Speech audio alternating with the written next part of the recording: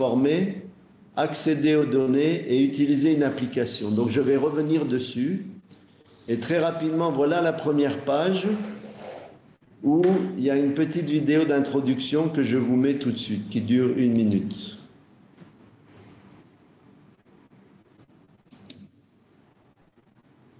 Est-ce qu'elle passe, la vidéo? Tu sais qu'il faut cocher audio. La vidéo passe, c'est le son. Ouais, on n'entend pas le son, Benoît.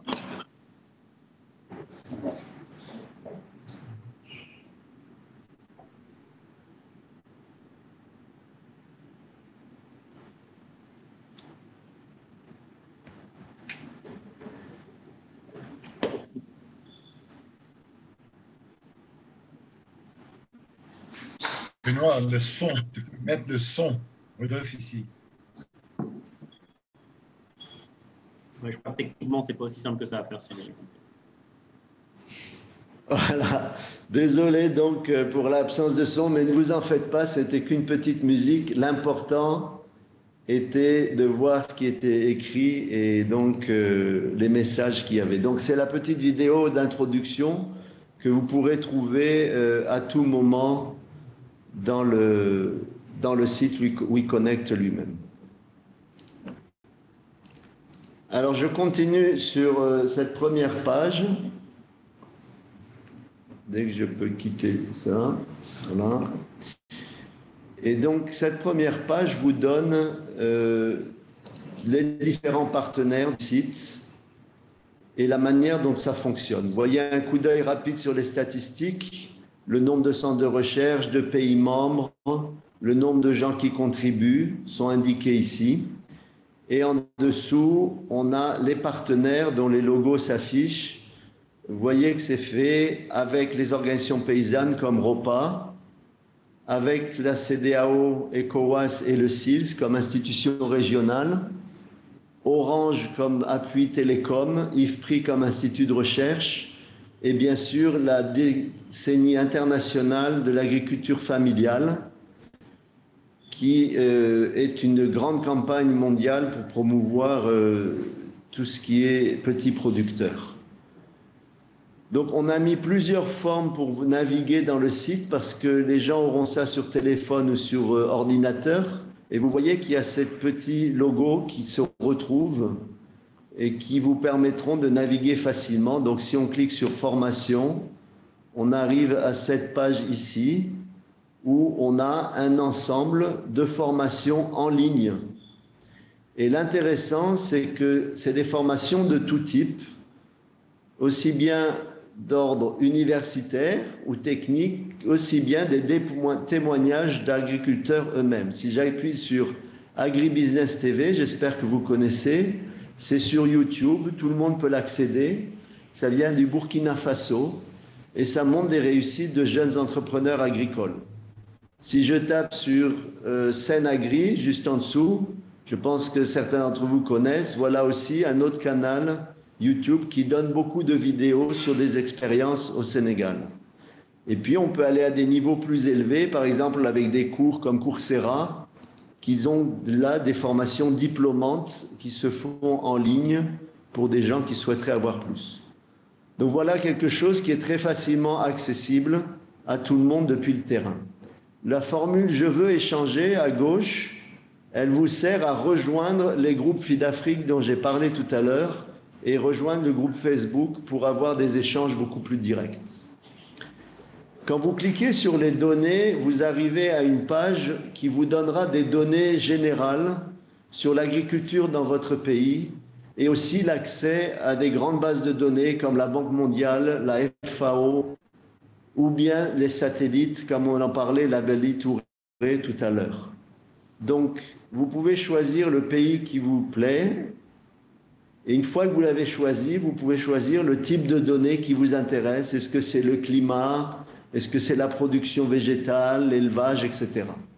Donc là, on a un niveau aussi de données qui sont assez avancés et plutôt pour des techniciens ou des gens de projet comme vous qui encadrez des milliers d'agriculteurs Et souvent, vous avez besoin de connaître mieux les données de telle région. Qu'est-ce que la Guinée-Conakry produit par année? Qu'est-ce que le Mali fait comme riz ou comme maïs chaque année aussi? Vous pourrez le trouver ici. Et je passe au dernier niveau qui est, je veux utiliser une application. Alors là, on revient aux paysans, très important, très intéressant, parce que ce sont toutes ces applications qui fonctionnent sur téléphone et qui ont été faites par des sociétés privées un peu partout dans le monde ou en Afrique. Donc l'intérêt là, vous voyez qu'on ne veut pas du tout se remplacer ou inventer des nouvelles applications nous-mêmes, on veut simplement faire une caisse de résonance à des applications qui existent mais que peut-être les gens ne connaissent pas. Donc vous voyez, ça commence par Nsibuko, Nwassa. Si je prends l'ISNAP, Plant Identification, c'est-à-dire c'est une application où vous prenez, vous trouvez une plante, vous ne savez pas ce que c'est, vous prenez une photo et ça va vous dire à quoi ça sert et à quoi cette plante peut être utilisée et si elle peut être cultivée. Si on prend Kobu Toolbox, c'est un système d'enquête. Quand vous collectez des données de terrain, vous voulez savoir comment les gérer, voilà un outil complet pour faire des enquêtes de terrain. Alors, il y a plus d'une centaine d'applications en ligne. On en avait trouvé à peu près 600 au début, mais toutes ne sont pas actives. Donc, c'est l'intérêt d'avoir ces étoiles jaunes à droite. Vous voyez qu'on peut donner comme dans beaucoup de systèmes informatiques, on peut donner un score à l'application si on la trouve intéressante, utile, et de manière à ce qu'elle remonte en tête de liste et qu'elle soit plus connue par les autres. Benoît, je peux voilà juste ici d'autres applications. Un point sur les langues, parce que je me mets à la place de nos collègues qui parlent en portugais et en anglais. Je vois beaucoup de choses en français. Tout à fait. D'accord, donc je finis avec les applications. On a par exemple ici DigiFarm qui est très actif sur l'Afrique de l'Est, AgriCash plus sur l'Afrique de l'Ouest, PlantWise qui est une autre application où vous prenez des photos des maladies des plantes par exemple et ça vous donne la maladie et son traitement. Et bien entendu, il y a aussi des applications sur l'élevage ou comment vous pouvez faire votre élevage.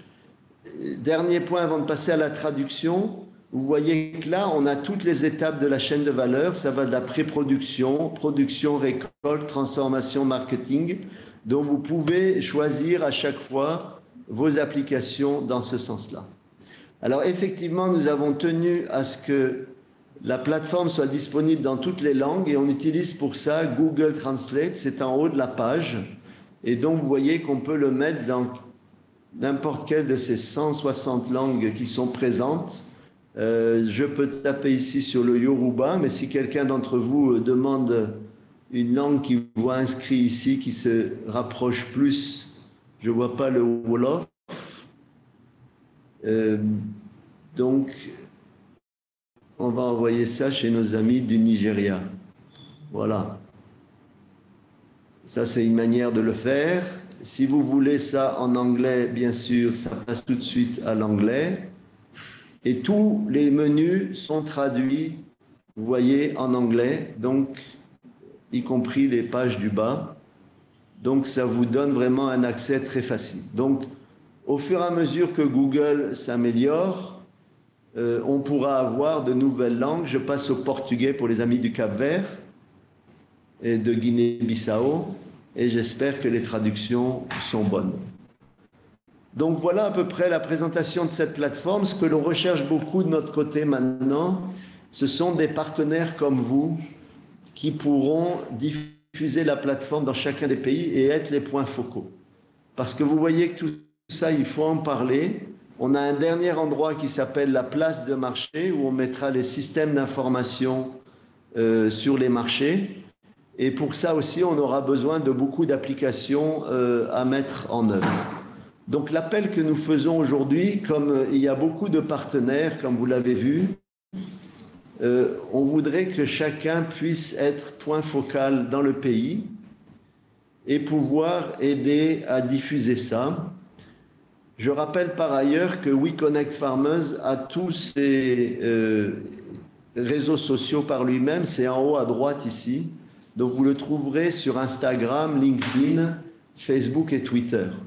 On en a pris plusieurs en pensant que les jeunes agripreneurs aiment bien varier ces plateformes. Donc certains d'entre nous, on préfère Facebook, mais les très jeunes préfèrent Instagram. Et quand ils vont sur Instagram, ils pourront trouver beaucoup d'informations aussi sur We Connect Farmers. Donc voilà, j'en ai fini pour ma présentation. Et si vous avez des questions, nous sommes ouverts. Je pense qu'on peut les mettre dans le chat box. Ce sera plus facile pour y répondre. Mais je peux répondre en direct aussi à chacun d'entre vous. Merci de votre attention et à tout de suite.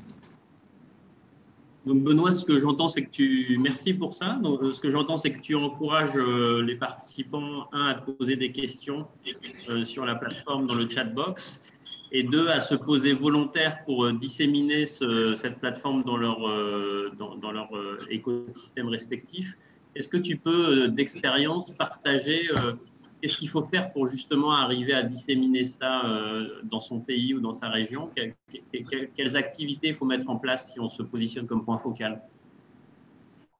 Bon, le plus facile en général, c'est d'aller vous promener vous-même dans la plateforme, et quand vous trouvez quelque chose d'intéressant comme une application, comme je montrais, ou autre, vous faites une copie de ce lien et vous le reportez dans votre propre Facebook ou dans votre propre Twitter, en expliquant un peu en quoi ça consiste. Et à ce moment-là, les gens qui liront votre tweet iront cliquer sur ce lien, ce qui les fera accéder à la plateforme. Et donc, ça les encouragera à voir les bons services que peut rendre la plateforme. Bien sûr, vous pouvez aussi faire des explications un peu plus construites pour expliquer les objectifs de la plateforme. Vous verrez qu'il y a toute une partie de blog et toute une partie au début qui donne des textes un peu plus longs. N'hésitez pas à les recopier, à les utiliser à cet effet. Mais ce qu'on voulait vraiment, donc, comme je disais, c'était ne pas réinventer la roue, utiliser tout ce qui existe dans le milieu et faire de la publicité, faire une caisse de résonance pour ça. Donc, ça veut dire que le dernier élément de votre participation, c'est de nous dire dans votre pays quels sont les systèmes qui existent de même type. Je suis sûr qu'au Cap-Vert, au Mali, à Conakry, il y a quelqu'un qui a inventé un système qui essaye de le disséminer. Donc, vous pouvez le mettre en ligne vous-même en passant par nous ou par des collègues. Et ça permettra à ces entreprises d'être mieux connues et de mieux partager leurs services. Super. Alors, je vois que Foscar Mali est intéressé pour être le point focal de diffusion WeConnect. Donc, tu cherches des points focaux qui soient des organisations ou des individus? Comment tu vois les choses? Non, attendez. Hein. Non, je pense que... Oui. Vas-y, Foscar. Non, c'est pas pour ça, c'est Traoré. Mais je me rappelle bien que Benoît avait transmis à tous les projets de désigner un point focal par projet de dissémination de cette plateforme WeConnect Farmers. Et donc, je pense que c'est toujours d'actualité. Chaque projet a identifié un point focal en son sein à l'époque et transmis un peu le nom de ce point focal en termes de dissémination de la plateforme.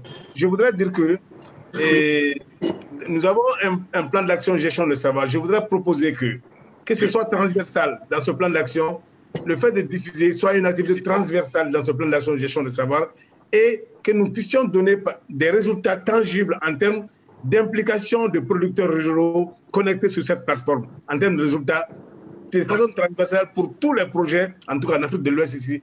En ce moment, nous aurons un certain maximum de producteurs ruraux connectés sur la plateforme. Il est important qu'on puisse faire ce suivi. Merci, Mamadou. Merci. D'accord. Donc effectivement, merci beaucoup. Donc d'un côté, on a besoin d'individus dans les projets comme points focaux. D'un autre côté, on dit la bienvenue à des organisations comme Foscar, où ce qu'on a demandé, c'est aux membres des associations Europa aussi d'adhérer à WeConnect, d'adhérer à FeedAfrique pour augmenter la présence sur le terrain. Et effectivement, c'est comme ça que petit à petit, on pourra diffuser. Alors, pour le moment, on n'a pas encore mis dans la plateforme WeConnect un système d'adhésion parce qu'on veut vraiment le laisser libre d'accès à tout le monde. Mais c'est vrai qu'avec le développement des liens entre nous, et une fois que, par exemple, on aura des systèmes d'information sur les marchés ou autres, il pourra y avoir beaucoup d'autres activités envisagées. En tout cas, quand on parle de pousser le digital et le numérique dans les productions agricoles, c'est un peu ça la chose. C'est que, vous savez, surtout chez les jeunes, que les jeunes qui sont prêts à se lancer dans l'agriculture, ils veulent deux choses. D'une part, ils veulent gagner de l'argent, ce qui est normal, Et de l'autre côté, ils veulent utiliser des outils modernes. Donc avec ça, on leur donne un accès à ces outils modernes, puisque une fois qu'ils seront connectés au site d'élevage, ils pourront connaître les produits pharmaceutiques nécessaires, l'alimentation, ou le site agricole, ils sauront le matériel qu'ils doivent acheter, et ils pourront se joindre à des plateformes électroniques qui leur donneront du crédit aussi, ou du crédit bancaire. Donc c'est vraiment toute la chaîne des services agricoles. À vous. Alors, est-ce que je peux proposer peut-être 30 secondes de réflexion où chacun s'interroge, peut-être est-ce que moi j'ai envie d'être point focal sur cette application pour ma région ou mon pays. Donc je propose de prendre 30 secondes peut-être de recul et de réflexion chacun de notre côté. Si vous êtes intéressé, merci de mettre votre nom dans le chat box et on prendra note de ça et on vous recontactera ensuite.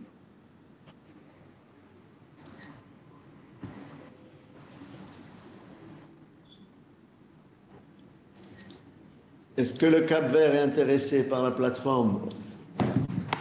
Et la Guinée-Conakry? Oui. Et la Mauritanie? Oui, nous sommes intéressés. Notre responsable de communication va prendre ça en charge. Il va être le point focal pour diffuser au niveau du pays, la plateforme. Parce qu'on a beaucoup de connexions, surtout vers nos partenaires, non? Super. Merci beaucoup. Vous pourriez mettre le nom de cette personne dans le chat box, s'il vous plaît? Oui. Merci beaucoup.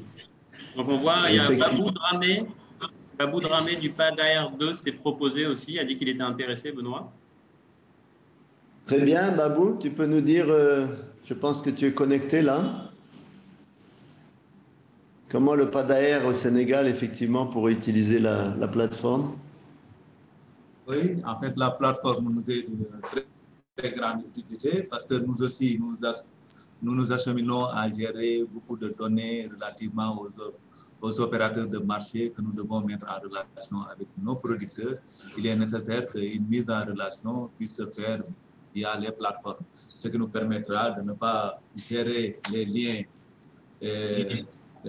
un à un, mais d'avoir une plateforme qui permet de gérer un ensemble de liens établis entre les opérateurs de marché et les organisations de producteurs. Nous avons aussi des soucis par rapport à l'approvisionnement en intrants, ainsi de suite, pour nos organisations de producteurs, notamment les producteurs qui s'adonnent à l'élevage. Il est nécessaire qu'on puisse trouver des gens qui puissent assurer l'approvisionnement de manière régulière et correcte.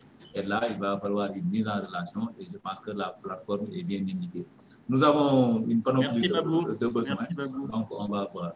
Merci beaucoup. Non, tout à fait. Donc, le projet PADAR est effectivement très bien placé pour ça. Et encore une fois, il ne s'agit pas de réinventer un système de suivi des marchés, mais par exemple, collecter au Sénégal tous les systèmes d'information sur les marchés pour les mettre ensemble. Je serais très intéressant d'entendre Brahima Sissé parce qu'il coordonne le projet FarmTrack sur le SILS, qui est régional.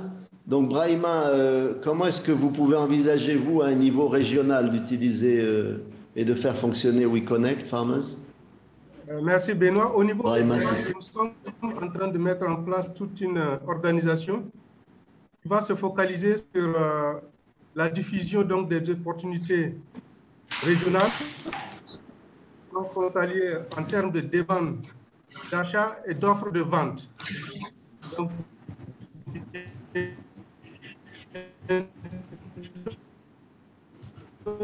Donc, on va utiliser donc, ces Connect Farmers. Véritablement,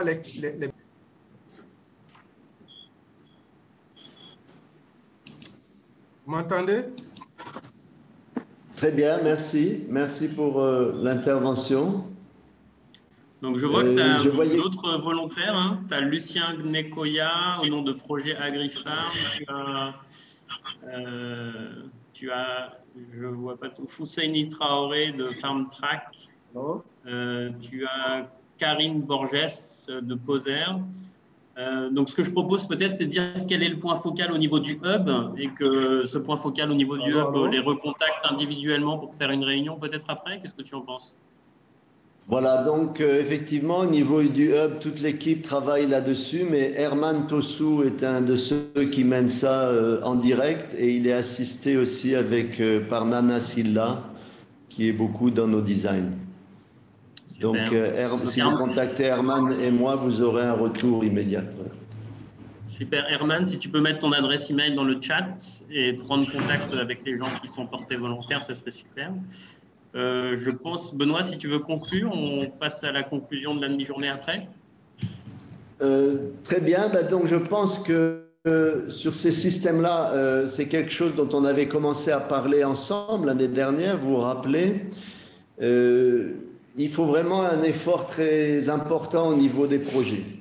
Vous avez tous beaucoup de moyens dans les projets et je pense que si vous mettez en contact avec les gens, les entreprises, les startups qui travaillent dans ce domaine dans vos pays respectifs, vous pourrez pousser très loin l'utilisation du numérique dans l'agriculture.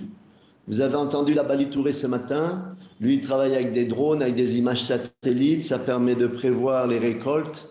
Dans chaque pays, on peut trouver des gens spécialisés dans ce domaine. Vous voyez une application maintenant sur les porte-monnaies électroniques. Tous les pays, nous devons faire la promotion de ça en tant que FIDA. Le fait de pouvoir aussi donner des intrants, avoir des cartes pour les paysans, c'est très important. Le fait d'avoir du crédit en direct aussi. Donc, la demande que je ferai, c'est bien entendu diffuser cette plateforme, mais que chaque projet marque dans son PTBA pour l'année 2021 un investissement dans le numérique, comme on l'avait fait l'année dernière, pour pouvoir supporter l'extension d'une application existante ou la création d'une nouvelle par des sociétés dont c'est la spécialité et qui seront utiles à l'ensemble de vos bénéficiaires du projet. Ça, c'est un point très important, ça ne coûte pas très cher. Par rapport au montant que vous gérez, c'est peu d'argent et donc ça vaut la peine. Merci. Merci Benoît, merci pour cette intervention. Effectivement, je suis très impressionné par la plateforme. Je suis avec ma collègue ici, Marietou, qui est très intéressée par l'agriculture. Je l'ai vu prendre plein de notes sur les différentes applications que tu as citées. Donc, je vous propose la conclusion de cette demi-journée. Donc, merci pour votre participation encore. Et une petite introduction de la prochaine journée. Donc, demain, on va parler d'impact et notamment du nombre de